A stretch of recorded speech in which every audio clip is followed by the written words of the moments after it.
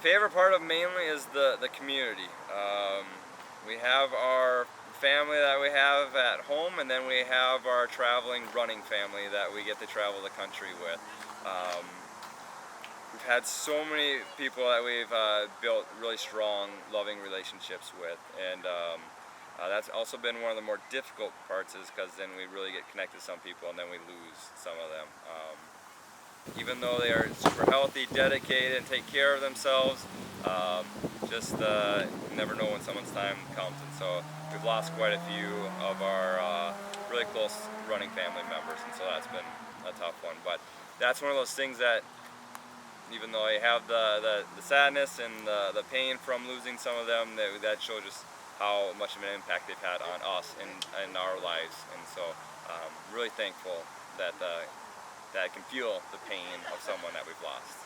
So taking over mainly, it's been difficult. We've changed kind of how we work our races. We've added running raggeds, which puts us on the road for longer periods of time, but it also has greatly reduced the amount that we are on the road overall. So when we first took over, we were on the road almost 140 days a year, and that was way too much for us to be away from our kids and our wives. And so we made some changes.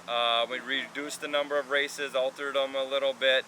Always kind of made them work so they travel home. We do the long drives at the beginning and then kind of work our way home.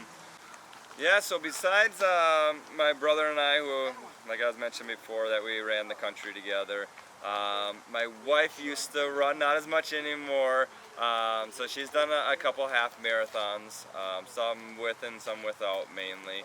And then each of the kids has done a half marathon now. So my oldest, she's 18 years old, so she just recently did her first ever half marathon. And then Sterling did his first half marathon, I believe, when he was 6.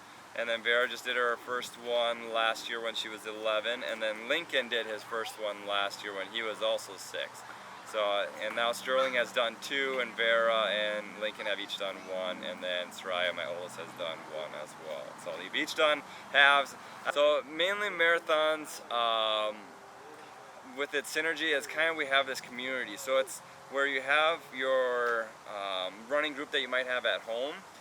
We have that just travels the country, and so we set up in a different spot and have the family already there. Everyone kind of knows everyone, and then if there's a newbie, they get welcomed with open arms, everyone cheering them on just as much as if it's someone that they've known for their entire life. And kind of the same deal, you know that always where the aid station's going to be and how far away you're going to be from it. So it makes things a lot easier for the feeling stressful. I know when I go to some bigger races, which they have their appeal as well, there's a lot more stress for me going to some of the bigger races. I gotta know where to park, how am I gonna get back to there, do I gotta take a bus, or how am I gonna get shuttled to the start line, when are the aid stations gonna be, do I have my bib with, do I have all these other things, and trying to figure out, do I have to go pick up my bib the night before. The thing with being the smaller races, it makes it a little bit easier to keep everything kind of the same and having that consistency, that show up, and even if something doesn't work out, everyone there is real flexible and makes it easy. And so even if I forgot my water bottle, someone has a water bottle or can help you out in that aspect. And so some of the differences that I've noticed with the goals of mainly runners is that they seemed unbelievable. That I didn't know that some of the things that our runners have completed or even thought of completing was even something that was in the realm of possibility. One of the other things that I've noticed is that our runners focus more on long-term endurance, really big, lofty goals, not necessarily times, but more so quantities, and just trying to knock out, we thought like 105 half marathons, 105 full marathons in a year was this huge, tremendous number that could never be done before.